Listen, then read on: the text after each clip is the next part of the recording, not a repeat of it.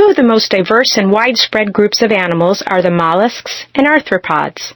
Because they're everywhere in the environment, members of these protostome phyla are familiar to all of us from everyday encounters.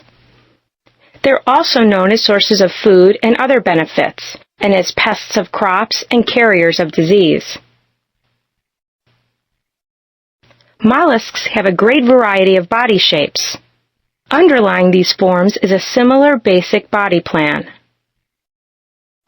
The major internal organs of a mollusk are surrounded by a layer of specialized tissues called the mantle. Most mollusks are protected by a hard shell composed of calcium carbonate, which is secreted by the mantle. Some mollusks, however, have reduced or lost their shells in the course of evolution.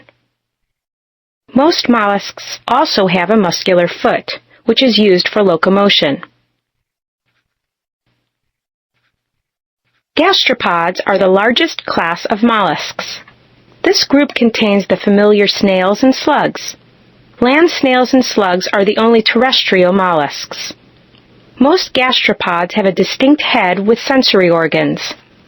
A large portion of the gastropod body undergoes a twisting or torsion during development, which leads to the spiral shells of snails. The bivalves include clams, oysters, scallops, and mussels.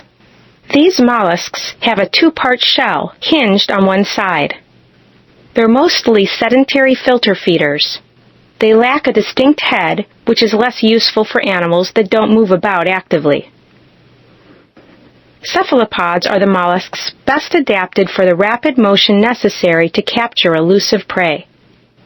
This class consists of squids, octopuses, and their relatives. Many fossil cephalopods possessed shells, but these have been reduced in size or lost by most modern species. A cephalopod's mouth is surrounded by tentacles, used for capturing prey. Cephalopods have well-developed eyes and brains and can move quickly by forcing a jet of water from the mantle cavity through a funnel-shaped siphon.